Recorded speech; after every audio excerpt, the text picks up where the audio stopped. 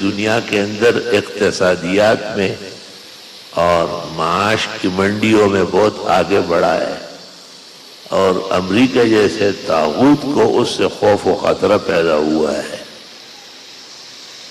لیکن وہاں یہی بیماری پیدا ہوئی، اور پیغمبر نے 2 بیماریوں کا ذکر کیا ہے کہ قرب قیامت میں جب کفار بہت حد سے بڑھیں گے اور مسلمانوں کو ہر جگہ دبوچیں گے اور ان پر قیامت برپا کریں گے، تو اللہ تعالیٰ ان پر 2 بیماریاں مسلط کرے گا۔ ایک کا نام ہوگا کوہان، یہ وہ دانے وہ آنے وہی چیز تو ہے، اور دوسری کا نام ہوگا محتان۔ کوہان کی تو وجہ معلوم ہوگی کہ نزلہ زکام ہے اور ناک سے پانی آ رہا ہے، اور محتان کی کوئی وجہ نہیں ہوگی، آدمی صحیح سلامت چل رہا ہوگا، اچانک گر جائے گا، جب اٹھاؤ گے تو مر چکا ہوگا، وہ اٹھانے والا بھی آگے 2 قدم آگے گر جائے گا۔ نہایت البدایہ میں ابن کثیر نے ان بیماریوں کا ذکر کیا ہے، اور مولانا شاہ رفیع الدین محدث دہلوی نے علامات قیامت میں بھی مختصر تذکرہ کیا ہے، اور ماوردی نے ظہور مہدی کے اندر بھی بتایا ہے کہ اس وقت کے حالات کیا ہوں گے۔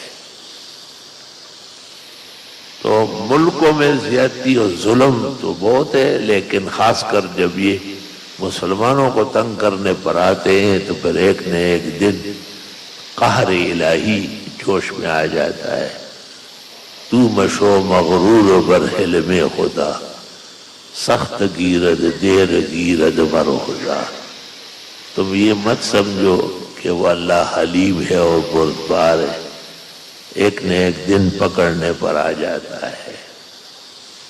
اور حلم حق باتو مواساہا کند، چونز حق بگزر کنی رسوا کند۔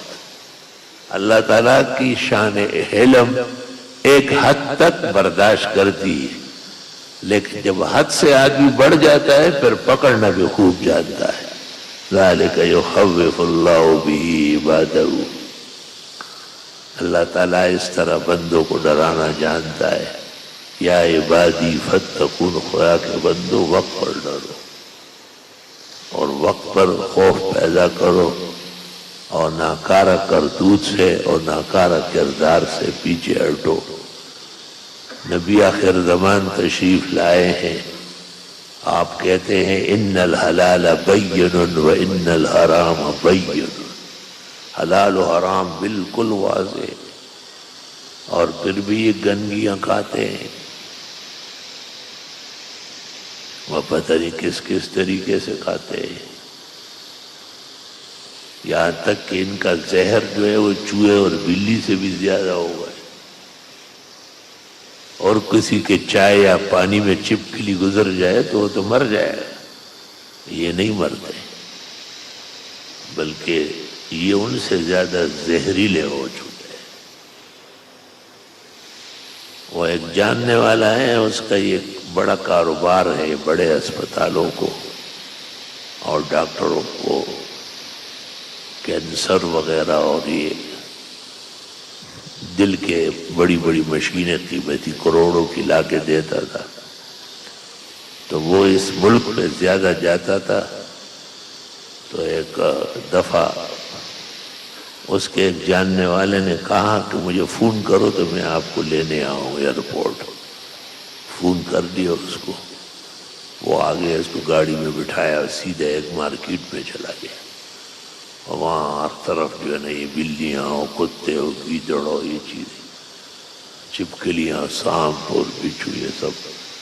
تو اس نے ایک کالے قسم کے چمکتے ہوئے کتے کی طرف اشارہ کیا کہ یہ چاہیے، تو اس نے وہ خود بخود پیچھے چلا گیا، اور تھوڑی دیر بعد تھیلیوں میں اس کے ٹکڑے اور اس کا گوشت آیا، اور اس نے پوچھا کہ یہ کیا ہے؟ کہ یہ وہ جو آپ کے لیے $300 کا کتا خریدا ہے۔ کیونکہ آج آپ پاکستان سے میرے مہمان آئے تو کیا کھائیں گے؟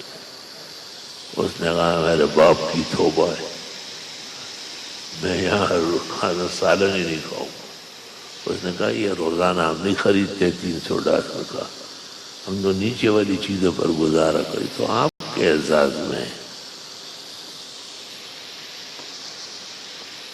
تو ایک نہ ایک دن تو حلم حق باتو مواساہا کنک، مولانا روم کہتے ہیں خدا کی شان برداشت تو آپ کو برداشت کرتی، چوز حق بگزر کنی رسوا کنک، جب حد سے بڑھ جائیں گے تو پھر آپ کو پکڑنا جانتا ہے، ایسا رسوا کر دے گا کہ تمہیں جان کی لالے پڑ جائیں گے۔ اور وہی ہو رہا ہے، جتنے ڈاکٹر علاج کر رہے تھے سارے مر گئے۔ ہمارے پاکستان کے ہمارے وزیر اعظم صاحب کو کہا، ہمارے ڈاکٹروں نے کہا کوئی ضرورت نہیں ہمیں جانے کی۔ میڈیکل اسٹوڈنٹس سے کہا، وہ سب کلاس چھوڑ کے بھاگ گئے۔ ان سے تو حیوانات تک ڈرتے ہیں۔ وہ ہمارا ایک جاننے والا ہے، اس کا پورٹ قاسم میں کام کاج ہے، تو وہ بتاتے ہیں کہ یہاں قسم قسم کے یہ کتے ڈولتے رہتے ہیں، لیکن جب فلپائن یا ان قسم کے لوگوں کا جہاز آ جاتا ہے تو پھر ایک کتا بھی نظر نہیں آتا، سب بھاگ جاتے ہیں، کیونکہ ان کو پتہ ہے کہ اس پہ جو آدمی اتریں گے وہ ہمارے کھانے کے شوقین ہیں۔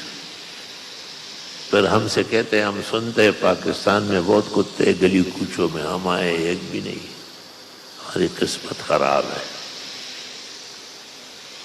بالکل ایسی باتیں ہیں اور ایسے احوال ہیں کہ آدمی سوچ نہیں سکتا کہ یہ انسانیت ہے۔